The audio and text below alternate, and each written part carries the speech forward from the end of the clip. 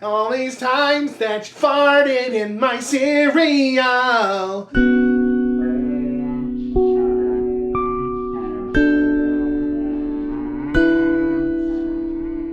Okay, action!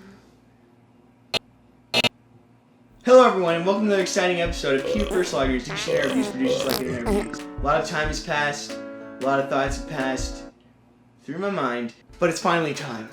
It's time to review Alien 3 for the Sega Genesis. I'm sorry, Jose.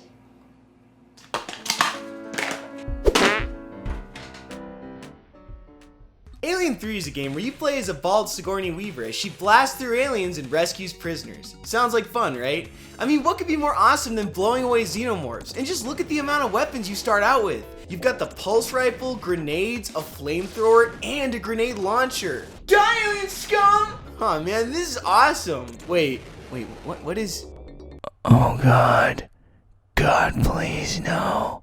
There's a time limit. That's right, you only have a limited amount of time to grab these prisoners and exit the stage. I hate time limits, I really do, and I understand their purpose. A time limit can add a whole new level of difficulty to the obstacles and challenges in a game. It creates an environment of tension, a need to progress. But in Alien 3, it's like, oh boy, I could wander around looking for aliens to destroy, but I don't have time for that shit because you gotta grab these flailing goobers before the aliens poop eggs down their throats. I mean, you have just enough time to grab them and get out. There is no wiggle room. None. Zero. Every second must be spent rescuing these prisoners. If you so much as scratch your ass, you fine. Look, it wouldn't be so bad if it weren't for the fact that literally everything in this game is working against the time limit.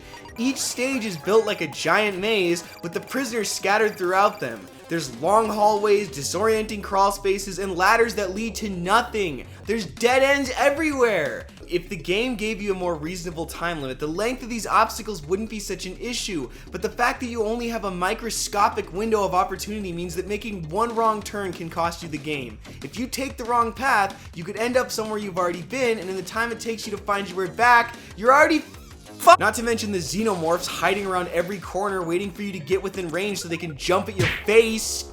God, stop it! These surprise attacks can be avoided if you use your radar. See, the radar is helpful for seeing off-screen enemies that are lying in wait. It also shows you where the prisoners are if you get close enough to them, but the problem is that you need batteries to keep it powered, and when you run out, you're completely blind. And these aliens are so fast that even with the radar, it can be really hard to avoid an attack. Like, the second you're in range, they just launch at your face. Sometimes they come out of the floor with absolutely no warning. Like, there's no holes or cracks, they just crawl out of nothing. So when you don't have a radar, you have no idea when to expect an attack. Oh boy! I sure do love having to edge across the screen for fear that an unseen enemy will fly at me all piss and vinegar. If only I had batteries for my radar, I might have time to react.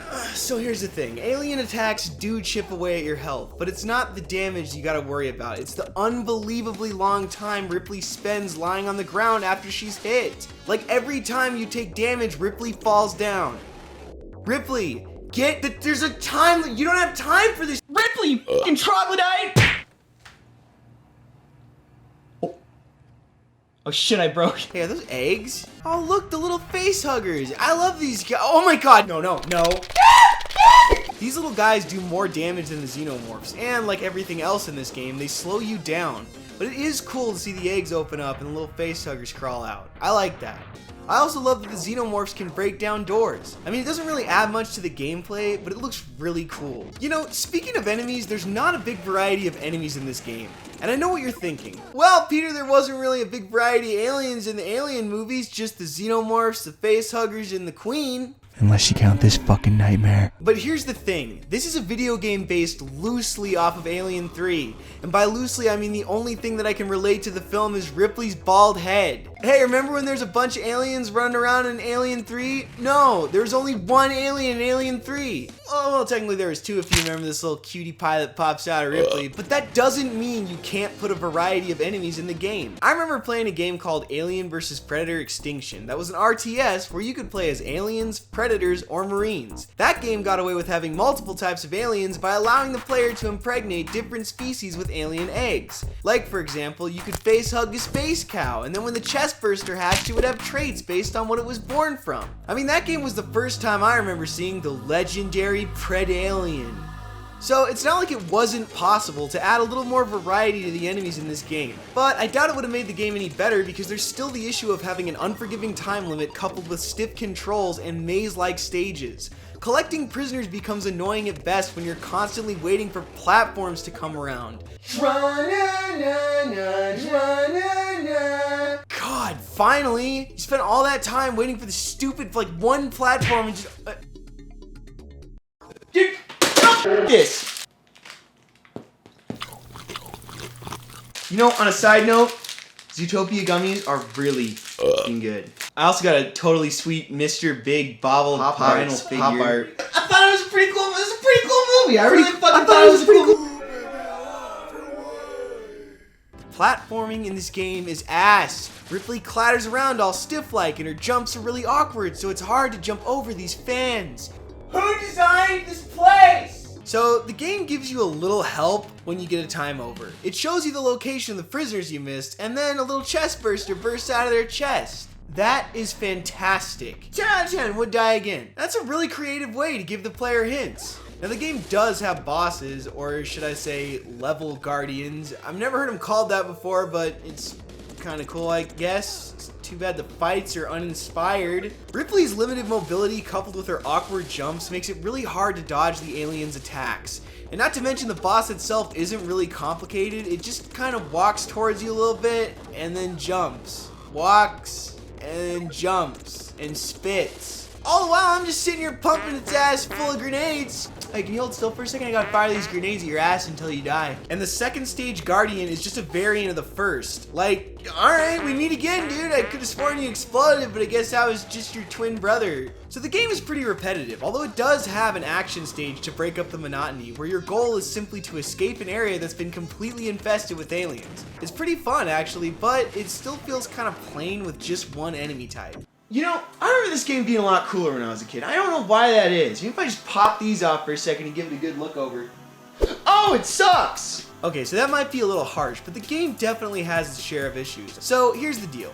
I like the way this game looks. I like the graphics. And the music isn't bad. I enjoy it. It's a great soundtrack for a Genesis game. I also like the enemies, even though there really isn't a big variety of them. But Ripley's rigid controls make the platforming assy. It's hard to call this game an action platformer, and the stages are built to annoy you with long disorienting paths and areas that lead to nothing, and the time limit.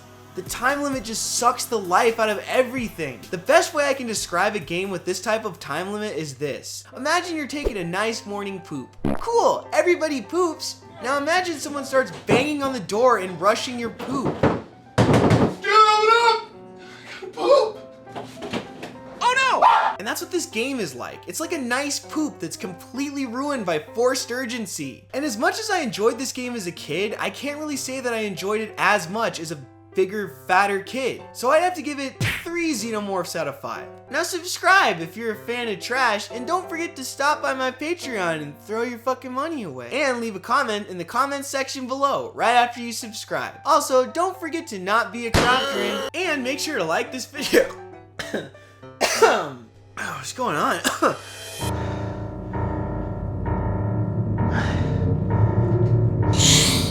pressure.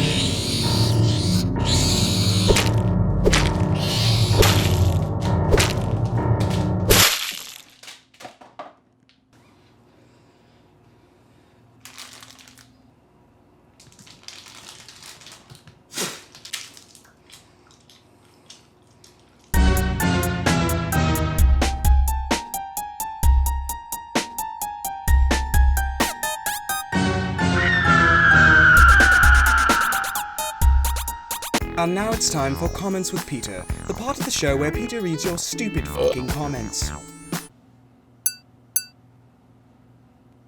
Even though I'm only inches away from death, I'm always excited to read your comments because everybody that's subscribed to me is super intelligent and I totally enjoy reading what you have to say. Boy, I sure can't wait to read some comments. Let's see what we got here. Stanky danky memes right there, you fucking retard.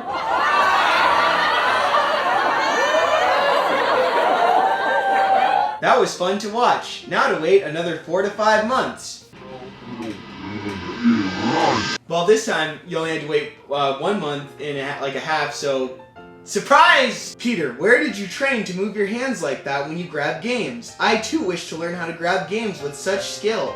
Well, I'm glad you asked that question because a lot of the budget went into putting a small microchip in my hand so that when I hit this button, the camera focuses directly on my hand, and then no matter where I move it, I just can move it all over the place, and the camera stays focused on the hand, and it's really disorienting. Peter, that was a lazy review. I don't see a period at the end of that sentence, so that was a lazy sentence. Damn, son, you got fucking roasted. Nice Starship Troopers poster. Thanks, Justin. He was going to do it. He was going to review the game I've been waiting for. You fucking weeaboo piece of shit. Rah! The Barney review will happen, Jose. Just give it time. You see, Jose, life is kind of like my YouTube channel. Sometimes cool stuff happens, but a lot of the times it's just shit. Also, I really don't want to review that game. You should have more subscribers. Sad face. This is great. You are undersubbed. MrBaffaCake. I do not understand why you are not more popular. You know, I hate to break it to you guys, but I think maybe the reason the channel isn't as popular as we'd all hope it would be is because MrBaffaCake doesn't frequently put out regular content, and the content that he does put out isn't consistent, which I think YouTubers have come to expect from content creators. So I think that when a potential new subscriber arrives at a channel that has cartoons, video game reviews, parodies, and music videos, they're not exactly sure what kind of content to expect from that channel on a regular basis, and therefore are less likely to subscribe. Because, I mean, it can't be anything else. I mean, look at this face. Ladies, I'm single. I'm single and on the market like a pack of bologna. So just, like, DM me a picture of your butt and we can start from there. I get out of jail on probation. My girlfriend breaks up with me and is a complete bitch. I then get diagnosed with bipolar disorders and need medication. I can't go outside, I can't visit friends, and I have an impending doom of being arrested again. And my mom suspects I have PTSD. Then I see MrBaffaCake has a new video out. And the world is at peace once more. Frederick Fuckulus, I'm happy that I can help. Thanks for being alive.